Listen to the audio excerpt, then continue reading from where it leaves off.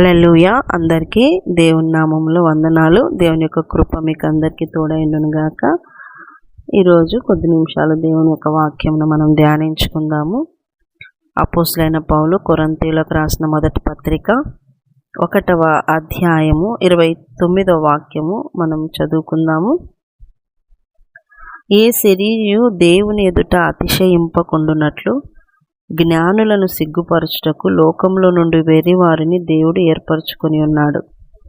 బలవంతులైన వారిని సిగ్గుపరచుటకు లోకంలో బలహీనులైన వారిని దేవుడు ఏర్పరచుకొని ఉన్నాడు. ఎన్నికైన వారిని వ్యర్థము చేయుటకు లోకంలో నీచులైన వారిని, తృణీకరింపబడిన వారిని, ఎన్నిక లేని వారిని దేవుడు ఏర్పరచుకొని ఉన్నాడు. అయితే ఆయన మూలముగా మీరు క్రీస్తు యేసునందున్నారు. హల్లెలూయా. దేవునికి స్తోత్రం. దేవుని సంఘము ఏర్పరచుకోవటము అంటే, సపోజ్ ఇప్పుడు మార్కెట్కి వెళ్ళాము, అక్కడ చాలా టమోటాలు ఉన్నాయి, ఇంకా కూరగాయలు ఉన్నాయి. కానీ అందులో నుండి చాలా ఉన్న దాంట్లో ఉండి కొన్నింటిని ఇష్టమైనవి లేదంటే బాగున్నవి ఏరేరి సపరేట్ చేసుకుంటామా?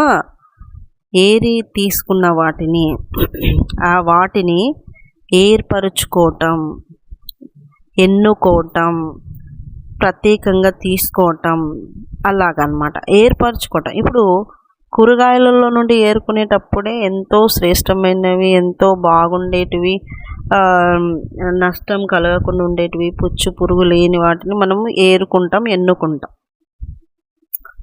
తినడానికి, వంటకి, లేదా ఏదైనా కానీ, ఏ వస్తువు అయినా కానీ అలాగే ఎన్నుకుంటాం. దేవుడు కూడా మనుషులలో నుండి, జనములలో నుండి, లోకంలో ఉన్న వారిలో నుండి 3 రకాలైన వాళ్ళను ఏరుకుంటున్నాడు, తీసుకుంటున్నాడు. మొదటిగా మనం చూసినట్లయితే,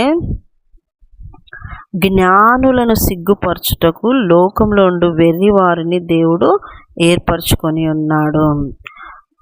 దేవుడు ఏర్పరచుకొని ఎన్నుకున్న వాళ్ళకు కూడా గర్వము కానీ అతిశయము కానీ కలగకుండా, వాళ్ళు ఎటువంటి వాళ్ళను తీసుకొని ఆయన ఎటువంటి వారుగా వాళ్ళను తయారు చేస్తున్నారంటే, వెర్రివారిని తీసుకొని వెర్రివారికి జ్ఞానం ఇచ్చి వారి ఎదురుగానే జ్ఞానులు అనే వాళ్ళకు సిగ్గుపరిచేటట్టుగా దేవుడు ఎన్నుకున్న వాళ్ళని అంత జ్ఞానంతో నింపుతా ఉన్నాడు. హల్లెలూయా. ఎన్నుకున్నోళ్ళు కూడా అయ్యో మాకు ఇది మొదట్లో లేదు, దేవుడి దగ్గరికి వచ్చినాక, దేవుని నమ్మిన తర్వాత, దేవునిలో ఆ బాప్టిజం తీసుకొని వాక్యాన్ని చదువుతున్నప్పుడు, దేవునితో సహవాసంలో ఉన్నప్పుడు, దేవుని వాక్యము ద్వారా ఇలాగ మేము మార్చబడినాము, ఇదంతా కూడా మా జ్ఞానం కానే కాదు, మాకే ఆశ్చర్యము అనే సాక్ష్యము ద్వారా కూడా దేవుడు మహిమపరచబడుతున్నాడు.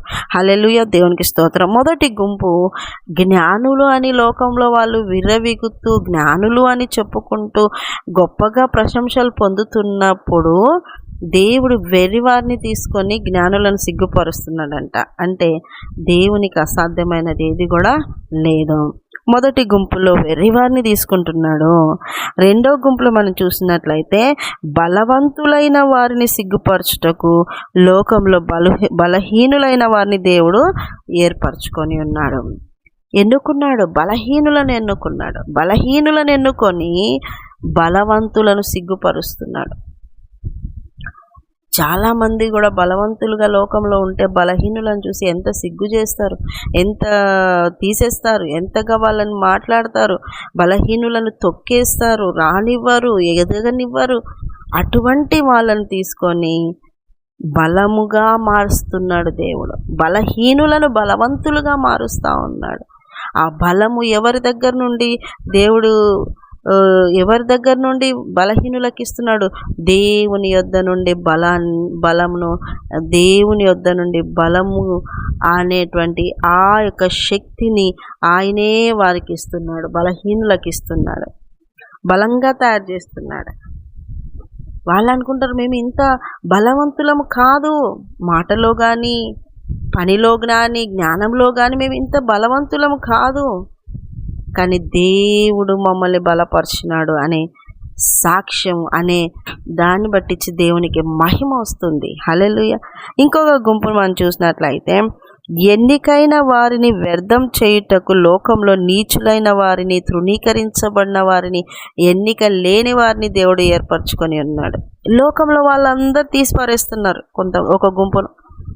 లోకంలో ఈ వ్యక్తులు ఏం పనికిరారు, ఏం నీచులు, వీళ్ళు ఎన్నికలేని వాళ్ళు, వీళ్ళు అసలు దేనికి పనికిరాని అన్న వాళ్ళని తీసి పారేస్తున్న వాళ్ళని దేవుడు తీసుకుంటున్నాడు. ఈరోజున చాలామంది నా బతుకు వేస్ట్, నేను ఏ దానికి పనికిరాను, నా జీవితం ఎవరికి పనికిరాదు, ఎవరికి నా జీవితం వల్ల మేలు లేదు, సంతోషం లేదు, ఇంకా నేను బ్రతికి ఎందుకు అనే క్వశ్చనింగ్ చేస్తున్నావు.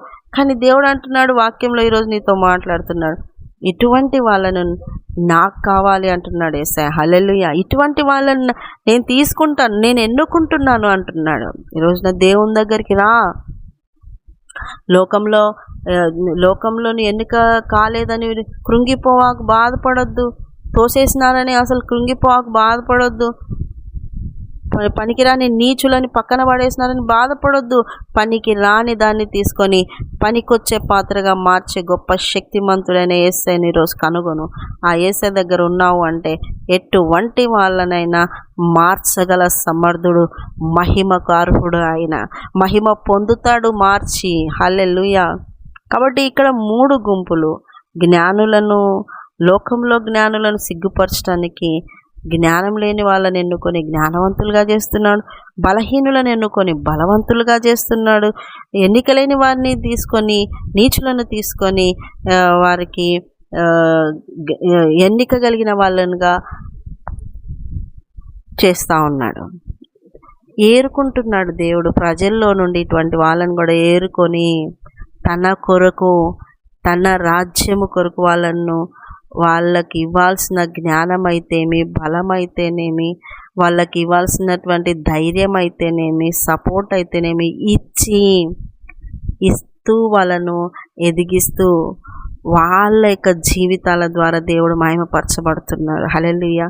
దేవునికి అసాధ్యమైనది ఏమీ లేదు, సమస్తమును సాధ్యం. ఎటువంటి వాళ్ళనైనా ఆయన ఎన్నుకుని, లోకంలో వాళ్ళల్లో తీసి పారేసింటారు, వేస్ట్ అని వింటారు, వ్యర్థం అని వింటారు.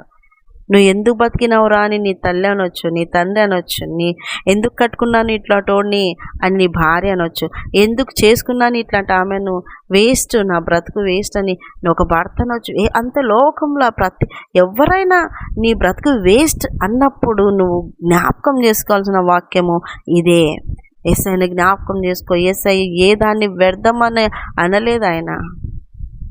అటువంటి వ్యర్థమైనటువంటి వాళ్ళనే లోకంలో వ్యర్థము అని తీసేసిన వాళ్ళ ఎదురుగా గొప్ప చేసి ఘనపరచబడుతున్నాడు యేసయ్య. హల్లెలూయా.